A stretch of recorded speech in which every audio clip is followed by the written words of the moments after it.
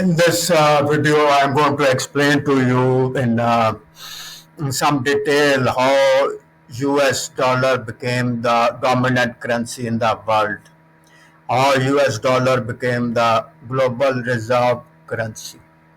This is very important for you to know, even if you are a currency trader or economist. Nowadays, we are reading a lot about the BRICS and the US dollar dominance, and a number of countries they are trying to make a new system which will not be dollar based. US dollar is today very dominant in global trade. Something like 80 to 90% of the global trade is taking place in US dollar. Most of the trade in oil is taking place in US dollar. And there are billions and billions of dollar loans that International Monetary Fund and World Bank has given to the global South. So all these countries they are indebted in US dollars, and they have to earn US dollars to return those loans. So let's go back to 1944, 1st July. This is the place, Mount Washington Hotel, where something like 730 delegates assembled. The work had started on this Bretton Woods Conference in 1942. US Treasury Secretary Morgan Thu asked his advisor, Harry Dexter White, to submit a paper on the post-war financial system. See, in 1942, even when the war was going on, United States was very confident of winning the war, and they wanted to shape the events before the war ended in their favor. Harry Dexter White. Harry Dexter White is this man.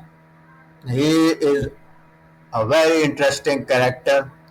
In this photo, you can see him standing with Lord Maynard Keynes. Harry Dexter White had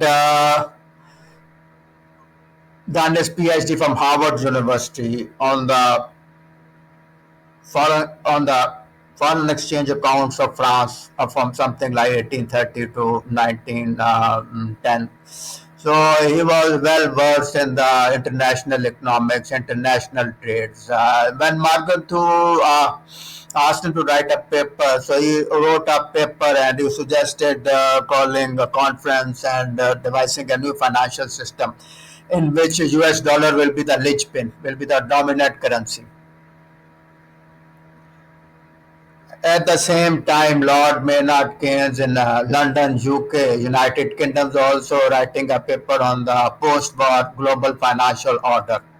In 1930s, if you know, there was a Great Depression, and global financial system had collapsed, and most of the countries had imposed tariffs on each other. So this was one of the beggar than neighbor policy.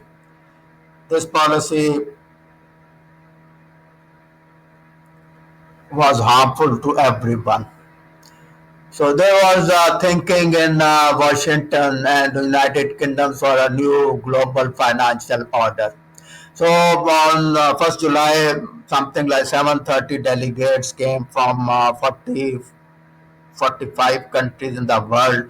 They assembled there throughout the day. There will be meetings. In the night also there will be meetings, and there were working groups, and they will discuss things. And the new global financial system was engineered in that conference. And at the end of the conference on 22nd July 1944, all these delegates unanimously approved the draft. And in that draft, this International Monetary Fund was created. International Monetary Fund was created to solve the liquidity crisis that most countries faced in the 1930s. So this is what Harry Dexter White did when Keynes went to United States. He went 2 months back, 3 months back, 2 months back before the conference, and he had a number of meetings with Harry Dexter White, and they exchanged their views. Keynes had the view of creating a new currency, Bancor, that will be used as the global reserve currency. So Harry Dexter White simply rejected these proposals by Keynes and said it's because he was trying to make US dollar the global reserve currency.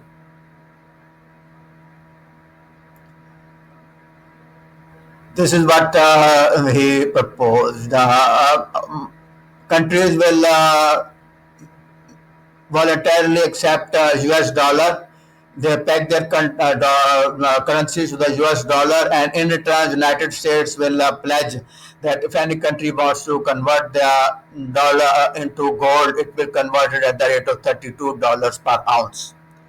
So this guarantee was made to countries to make them feel safe that their money is ultimately tied to gold.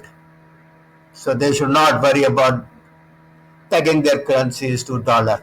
So this is how US dollar became the dominant currency in the world. 44 countries signed on that. Russia was included. Second World War was going on. United Kingdom, then Russia could not afford to refuse United States at that stage, because at that stage United States was the biggest arms supplier to United Kingdom and Russia, and he was the biggest. United States also biggest financial supporter to United Kingdoms and Russia. So they agreed to these things, and after the war, number of other countries also voluntarily signed on this on the agreement. This is known as the Bretton Woods Agreement.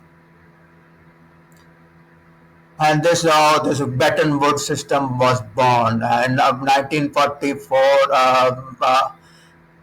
In 1945-46, after the war, International Monetary Fund was created in Washington. With the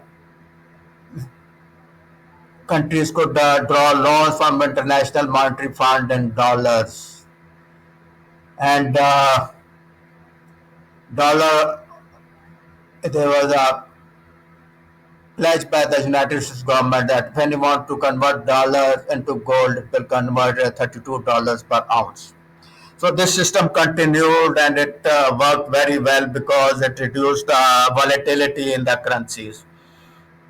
Every currency was pegged to dollar, most of the currency, and there was a band in which those currencies could move. And if one country wanted to deflate or inflate its currency, it had to take permission from the International Monetary Fund. Things started changing when the Vietnam War started in 1960s, and the United States needed a lot of money to finance for the war. So they started printing dollars. As they printed more dollars, as you see, printing dollars was inflationary. It created inflation. It worried countries like France and Germany, especially France, because they became very afraid that United States doesn't have enough gold to cover the amount of dollars that it has it was printing. So it asked the government to pay them in dollars, take back their pay them in gold and take back their dollars. So this is how the system became weak, and other countries also asked United States to convert their dollars into gold. This put a lot of pressure on U.S. government, and in 1973, American President Nixon made a speech in which announced that this linkage of dollar with gold has been ended. From now on, dollar will be a fiat currency. It will have no link with dollar, and the United States is not obliged to convert dollars into gold. And then that was the end of the Bretton Woods system.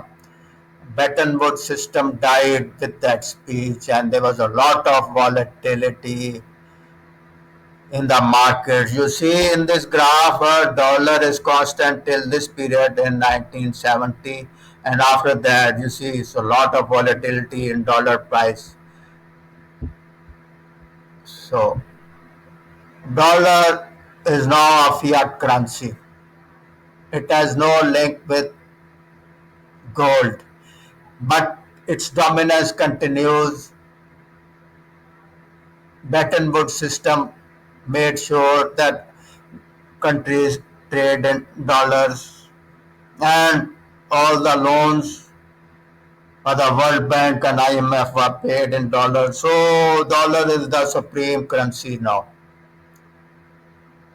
And right now it looks difficult for any other currency to challenge the dollar. Let's see if BRICS can do it or not.